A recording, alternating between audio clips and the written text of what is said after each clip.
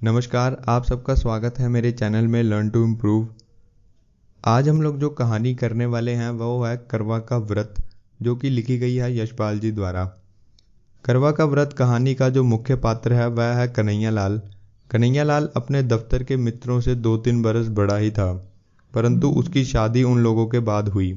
दफ्तर में जैसे ही सबको यह पता चलता है कि कन्हैया लाल की शादी तय हो चुकी है, तो सब लोग उसे कुछ न कुछ अलग सलाह देनी शुरू कर देते हैं। कन्हैया लाल का एक बहुत ही अच्छा दोस्त था जिसका नाम था हेमराज। हेमराज को कन्हैया लाल समझदार मानता था। हेमराज ने उसे सलाह दी कि बीवी को प्यार तो करना ही चाहिए, पर प्यार से उसे बिगाड़ देना भी ठीक नहीं।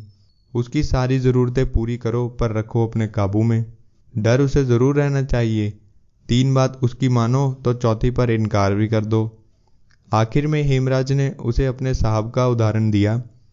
हेमराज ने कहा, कहीं हमारे साहब जैसा हाल मत करवा लेना। एम्पोरियम से कुछ चीज़ें लेने जा रहे थे तो घरवाली को पुकार कर पैसे लिए। बीवी ने कह दिया कि कालीन अगले महीने ले लेंगे, इस महीने रहने दो। तो भीगी बिल्ली की तरह बोले, अच्छा ठीक है, जैसा तुम कहो। हेमराज की दी हुई सलाह कन्हैया लाल ने पल्ले बांध ली। वह लाजो को लेकर दिल्ली आ जाता है। लाजो 8वीं जमात तक पढ़ी थी। बहुत सी चीज़ों के शौक़ थे, कई ऐसी चीज़ों के भी जिन्हें दूसरे घरों की लड़कियों को या नई ब्याही बहुओं को करते देख मन मारकर रह जाना पड़ता था। क्योंकि लाजो के पिता और भाई बहुत ही पुराने ख्याल के थे, उसने सोचा था कि वह अपने सारे शौक़ों को शादी के बाद ज़रूर पूरा करेगी, पर यह अरमान भी कहाँ पूरा हो पाया। लाजो के बोलने का तरीका और मांगने का तरीका कुछ ऐसा था कि कन्हैया लाल चाह कर भी मना न कर पाता। लेकिन कन्हैया लाल अपने दोस्त की दी हुई सलाह ज़रूर याद रखता।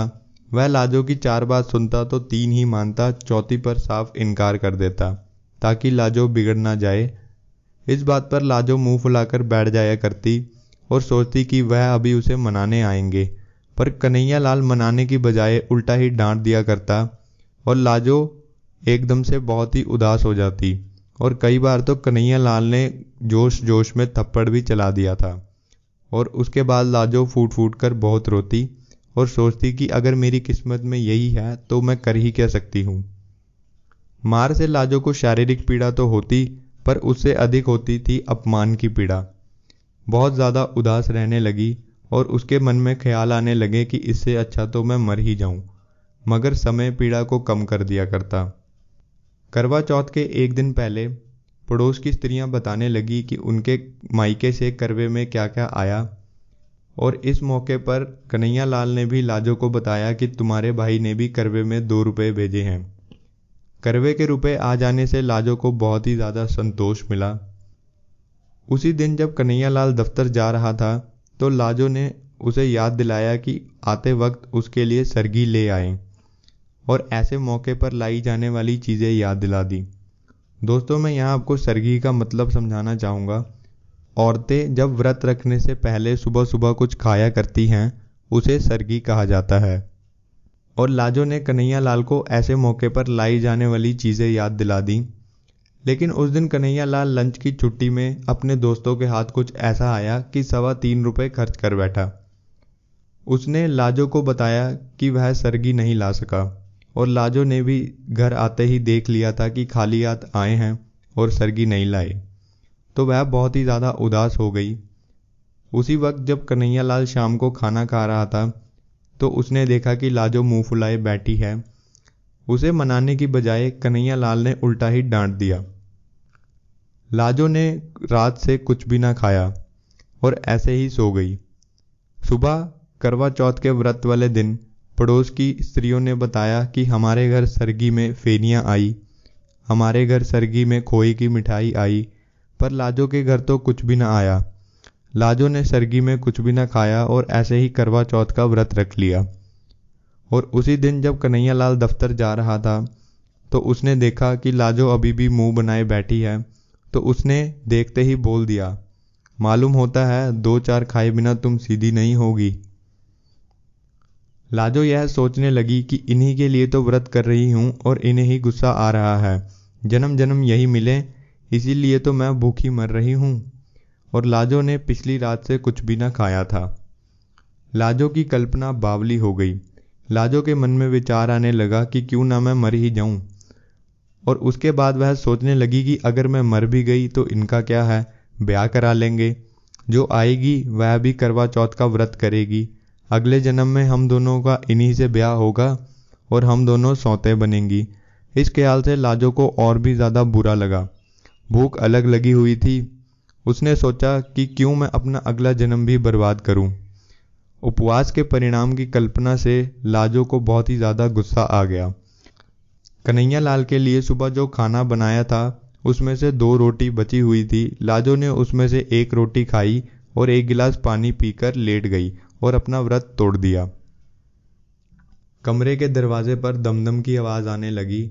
लाजो ने बाहर देखा तो रोशनी की जगह अंधेरा दिखाई दिया। लाजो समझ गई कि दफ्तर से लौट आए हैं। कन्हैया लाल आया और बोला, अभी तक पारा नहीं उतरा मालूम होता है, झाड़े बिना नहीं उतरेगा। कन्हैया लाल बहुत ही ज़्यादा गुस्से में आ गया और गुस्से में उसने लाजो पर पूरे हाथ के ज़ोर से थप्पड़ मारे। हाँफते हुए लात उठाकर मारने ही वाला था कि लाजो को भी बहुत क्रोध आ गया।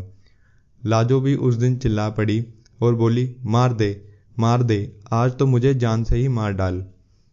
कन्हैया लाल एकदम से देखता ही रह गया। उसने लाजो को कभी भी इतने गुस्से में नहीं देखा था और कन्हैया लाल को ऐसा लगा कि अंधेरे में कुत्ते के धोखे में जिस जानवर को मार बैठा था उसकी गुर्राहट से जाना कि वह तो शेर था।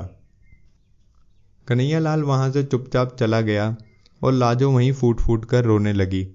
उसने बेमन खाना बनाया और खाना बनाने के बाद सोचने लगी कि मैंने क्या ही किया था जो आते ही मारने लगे।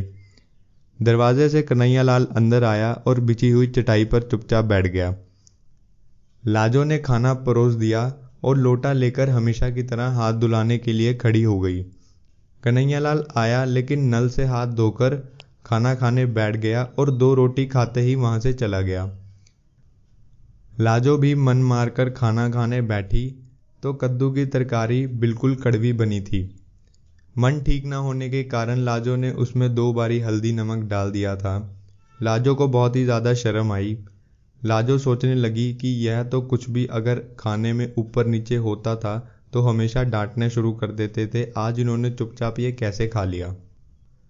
लाजो ने देखा कि कन्हैया लाल खुद ही बिस्तर ठीक करने लगा हुआ है तो उसने बोला कि लाओ मैं कर देती हूँ। कन्हैया लाल ने उससे पूछा कि क्या तुमने खाना खा लिया है? कद्दू में नमक ज़्यादा था और तुम पिछली रात से ही भूखी हो तो मैं तुम्हारे लिए दूध ले आता हूँ। कन्हैया लाल का ऐसा व्यवहार लाजो ने कभी ना देखा था। कन्हैया लाल जो लाजो को अपनी एक चीज़ मानता था आज वह उससे एक इंसान की तरह व्यवहार कर रहा था। उस दिन से कन्हैया लाल के व्यवहार में बहुत ही ज़्यादा नरमी आ गई थी। लाजो को बीच में मलेरिया बुखार भी हो गया था। कन्हैया लाल स्वयं ही घर का सारा काम करने लग गया और लाजो को इस बात से बहुत शर्म आने लगी और उसने कई बारी प्यार से डांट कर भी कहा, भला मर्द भी ये काम करते अच्छे लगते हैं, तुम हटो मैं कर देती हूँ। लेकिन कन्हैया लाल कहाँ हटने वाला था। उन लोगों का जीवन कुछ दूसरी ही तरह का हो गया। 1 साल बाद फिर से करवा चौथ का व्रत आया लेकिन इस बार कन्हैया लाल ने बोला कि तुम व्रत वगैरह मत रखना, तबीयत खराब हो जाती है। लेकिन लाजो कहाँ मानने वाली थी। लाजो ने कहा, हम तो रखेंगे। कन्हैया लाल ने बताया, शायद इस बार तुम्हारे भाई करवे में कुछ भेजना भी भूल गए हैं तो तुम हमें बता दो, जो भी चाहिए शाम को लेता हुआ आऊँगा। अगले दिन लाजो ने कन्हैया लाल को खाना खाने के लिए पुकारा तो कन्हैया लाल ने देखा कि एक ही आदमी के लिए खाना परोसा है और उसने लाजो से पूछा कि तुम्हारी थाली कहाँ है। तो लाजो ने कहा, मेरा तो व्रत है। तो कन्हैया लाल ने भी कहा, मेरा भी आज व्रत है। लाजो ने कहा, भला मर्द कब से व्रत करने लगे, चुपचाप खाना खा लो और दफ्तर चले जाओ। तो कन्हैया लाल ने कहा, तुम्हें अगले जन्म में मेरी ज़रूरत है तो क्या मुझे तुम्हारी नहीं। कन्हैया लाल के व्यवहार में ऐसा परिवर्तन देखकर लाजो बहुत ही ज़्यादा खुश हुई और यही हमारी कहानी का अंत था। और वीडियो अच्छी लगे तो चैनल को ज़रूर सब्सक्राइब करें। मिलते हैं आपसे अगली वीडियो में।